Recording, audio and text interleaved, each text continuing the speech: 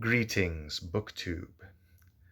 So, I promised to do one tag this year, so here it is. This is the Snob-O-Meter tag. I was tagged by Joel Swagman.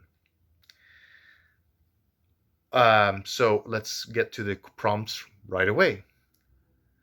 Question number 1. What is your definition of book snobbery? Someone who has this made-up concept in their mind as to if you're a member of the club or not, of the readers' club or not, some abstract elite in-group, when literature should be available to anyone who reads and doesn't read, and the people who don't read should learn to, who cannot read should learn to. Someone who thinks that unless you've read specific books, you're not part of some abstract, made-up club in their head, some exclusivity club. That's the best way I can define it. Question number 2. Is there a genre or type of book you would never consider reading? Well, there are a lot of books I won't read just because I'm not interested in them, but I will not refuse to read a book by virtue of that's a nonfiction, or for example. I don't read a lot of nonfiction, but that doesn't mean I'm absolutely closed to it. So I would say no. They're just books that I would read more of. I probably won't be reading any extreme horror for the foreseeable future, because I just see myself reading better things, but things that I enjoy more. But that doesn't mean I'm closed to it. And on occasion I have been known to read outside my comfort zone, expanding my horizons, as they call it. I've done that from time to time. I haven't done that yet with extreme horror / splatterpunk. I might, but not for now. Anyway, the answer to that is no. I would not dismiss a book simply by its genre, but there are some books I'm very unlikely to read because of it. So yeah, there you go. I'm not closed-minded to reading any genre or any book of any kind. But yeah, I'm less likely to read them. Okay. Question number 3. Does erotica count as literature? Sure it does. Sure it does. The same way my toilet humor that I wrote as a kid growing up is literature. It's just important to remember that you should stick certain books based on quality or genre in their own aisles. And what I mean is, you wouldn't put the Mona Lisa next to a child's stick figure in an art gallery. You would not do that. They would have their own lanes, as so to speak. They would have their own separate rooms, if you know what I'm talking about. So fan fiction clubs, people who write fan fiction should not be promoting their stuff or other people's fan fiction in a fan club on the internet, for example, of an author who hates fan fiction. So they should stay separate, if that makes any sense, because like I said, there are different tastes, and they should all stick to their same lane. You wouldn't drop a horror you wouldn't come in with a horror novel in a book club for romance enthusiasts, romance author book enthusiasts. I stumble on my words a little bit, but there you go. So if they stick to their own lanes, yeah, even erotica would count as literature. Literature is just anything that's the written word. Yeah. So let's move on. 4. Question number 4. Is it better to read classic books than popular bestsellers? Well, it depends on what you want. I mean, if you read popular bestsellers, you're probably in it just for the entertainment and for the escapism.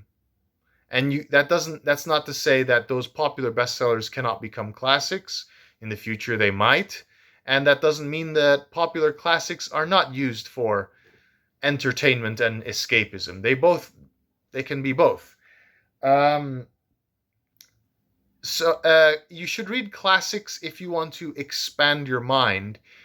If you want to, like, you're doing some kind of essay or thesis or whatever, or if you want to broaden your knowledge, you should read popular classics so you know the history of literature as opposed to just escapism.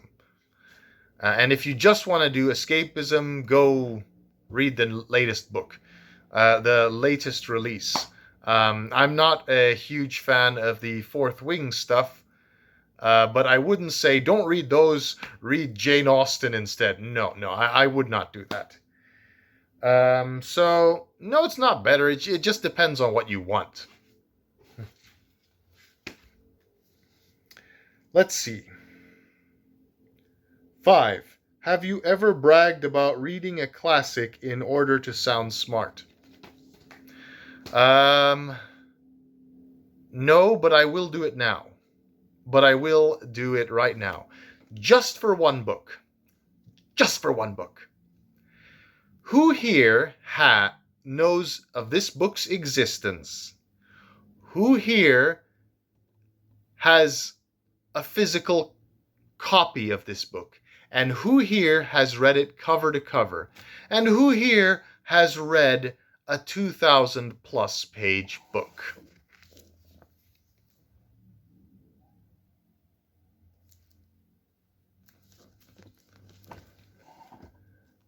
I feel very proud that I read that book cover to cover. You tell me if I'm a snob, huh? 6. Question number 6. Do audiobooks count as reading? What about comic books or graphic novels? Yes, audiobooks count as reading. It's important, though, to remember that audiobooks, listening to the spoken word and reading text and reading characters on a page, reading letters on a page, is different ways of processing information. The traditional way is looking at text and interpreting what the sound is, or interpreting the meaning behind the words. But that's traditional way of definition of reading. You can also, but it is just a different. But it is. You can broaden the term reading to audiobooks. It's just a different way of a different way of processing information, and languages evolve. The word read can evolve over time. Just like certain words in the past have aged like milk or aged like wine. Certain words that we threw around liberally in the past, or were very restricted in the past, now we are free to say it any time we want. So, yeah, languages change. So, yeah, sure, audiobooks count as reading. As do comic books, because there are those speech bubbles. So there's text in it, but you process it through most of the information in a graphic novel or comic book. You process through through imagery and only a little bit of reading, but it counts as reading nevertheless. Question number 7. Have you ever looked down at someone for reading a popular fluff book? For example, a book with little substance like self-help or celebrity memoir. Not that I know of, but it can happen. I mean, I might roll my eyes at the idea of someone reading The Subtle Art of Not Giving an F. I don't know if anyone has read that book yet. Before around here in my circles. If I saw someone reading it, I might mistakenly make assumptions. Is that person interested in the blurb of the book? Or is that person just a trend chaser? You shouldn't make assumptions. But I might make assumptions if I see someone in a public place read a book that I consider is not deservedly popular. If that makes any sense. And celebrity memoirs, that they're very biased. So, are you a trend chaser or are you genuinely interested? I don't know, but I shouldn't make assumptions. That's the best way I can answer that question. Question number 8. Have you ever been the recipient of someone else's snobbery? Yes, twice. The first time was when I was in the 5th grade in school in the 90s. My teacher said, read a book and tell us about what you read at the end of the week. So read a book a week. Or was also read a book a day if the book was very short. And the teacher said, and I was reading at the time, I was taking out nonfiction books from the library. And then she said, no, read fictional books. And then I said, okay, I'll read fictional books. Then I started reading Goosebumps books, those children's horror books. And then she said, no. Fictional novels, fictional books, but anything other than Goosebumps. So my teacher was narrowing down my options because she wanted me to read something very, very specific. And that rubbed me the wrong way. That was snobbery, in my opinion. Another time, I made a post. I typed up something on my community tab, announcing that I was reading a specific book, and then there was one comment that said, "Finally, a book that I've heard of." What makes you think I'm going to read books that you've heard of? Like, why do you think you are entitled to me reading popular classics or latest or new releases? What's wrong with just reading obscure books? Yeah, that rubbed me the wrong way. Let's not get deeper into that. So yes, I have been on 2 occasions the target of someone else's snobbery. The recipient, rather. 9. Would you ever be friends with a snob? No, probably not.